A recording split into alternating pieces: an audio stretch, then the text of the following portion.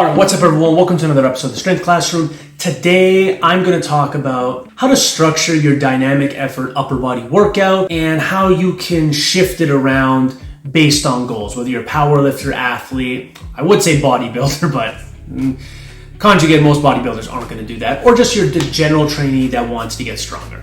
So, what is the dynamic effort upper body workout based around? It's based on having to do exercises that are going to help you build explosive power and speed strength, and it's especially beneficial for athletes who need to develop upper body force production. Long story short, for your main exercise, you're using light weights and trying to move them as fast as possible. So today I'm going to cover how you're going to structure a dynamic effort bench press cycle, maybe some accessory exercises, how you can tinker with that to help get yourself stronger. So the core of the routine is going to be, if you're strictly a power lifter, it's going to be a dynamic effort flat bench press. But over the years, I've had great success with doing pin presses, floor presses, incline bench presses. If your sport demands it, you can even do speed overhead presses. Basically, your first exercise, you just want it to be a fast press. Even Louie Simmons has said when some people are injured, or even people that were not injured,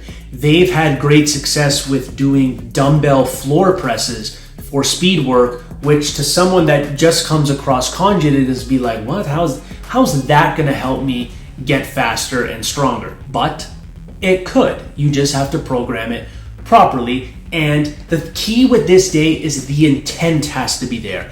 You can put 135 pounds and a bunch of chains on the bar and still move it slow. The intent has to be from the chest to the lockout, nothing in between. You're not pressing, you're almost throwing the weight off you. It's gotta be really, really fast and violent.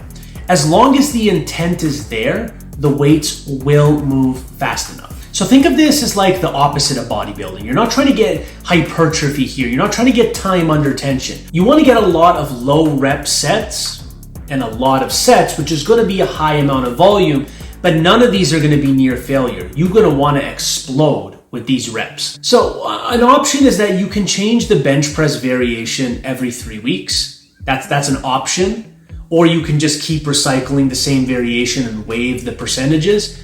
It's all up to you. So things that you can vary is, you can vary the angles, but I prefer you didn't change up the angles too much. You can change the grip width, you can change bands or chains, you can even add a slight pause, or you can go on pins if you want to really like break up the eccentric and concentric chain. It's very similar to how Westside started using box squats as opposed to free squats. Not to say you can't use free squats for dynamic effort, but a pin press would almost be a box squat for the upper body. So the most typical programming, and I'm not going to get too far into it when it comes to different types of programming for this. If you want to see more in depth for whether it's strength or hypertrophy or a conditioning focus, you can look at my ebooks.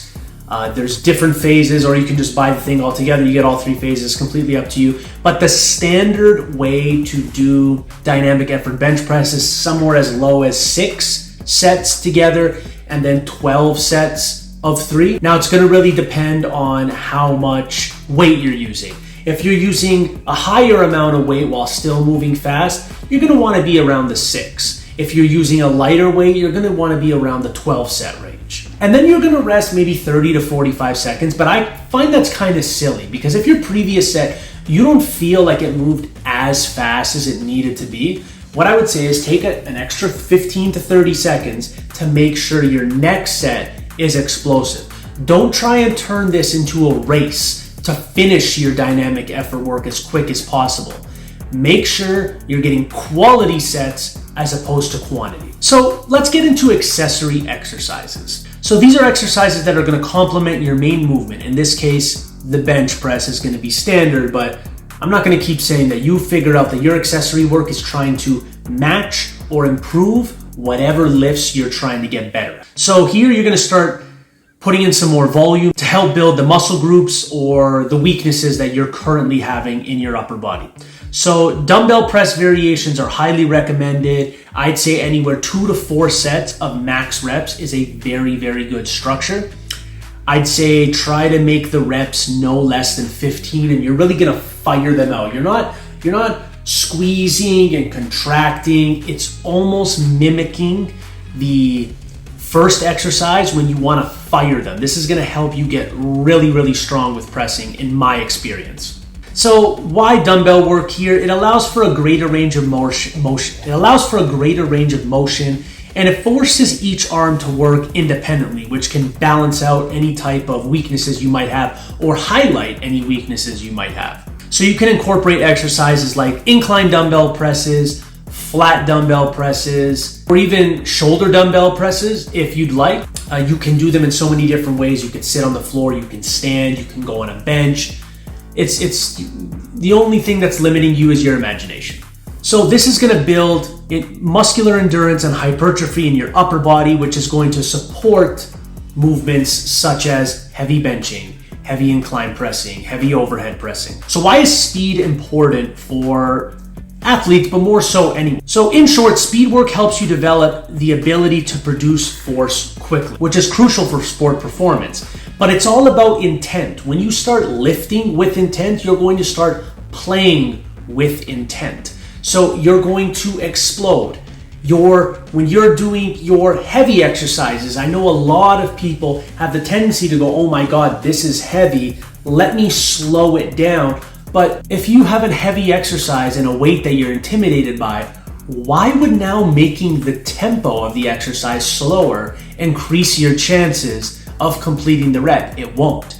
So you need to carry over that intent from the dynamic light work over into your heavier work, and that's where the magic happens. So don't just do dynamic effort work. Dynamic effort work, when it comes to barbell lifts, really works synergistically with heavy singles, heavy doubles, like the max effort stuff. When you do those two things synergistically, that's where the magic happens. It ensures that you're getting almost like the full spectrum of the power, speed, strength, all that. And now here's a section that you're not going to hear much about when it comes to typical conjugate training. If you're an athlete, let's say a football player, you might have to focus on hang cleans, power cleans, snatches.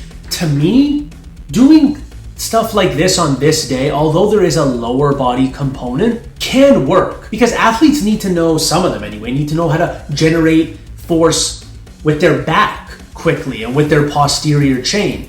So you could easily use exercises that target your pulling muscles, especially if in your sport, like I just said, that needs fast upper body pulling strength. So movements like hang cleans, high pulls, barbell rows are fantastic for developing that high speed, high force pulling strength. So for hang cleans and high pulls, I'd say stick to 3 to 5 reps. You don't want to do high reps with this. Treat everything like it's a single, explode through the movement. These exercises are going to engage your traps, upper back, a bit of your shoulders, or depending on what you're doing, a lot of your shoulders, and helping you develop speed and coordination for sports that require dynamic upper body pulling. No way to beat around the bush.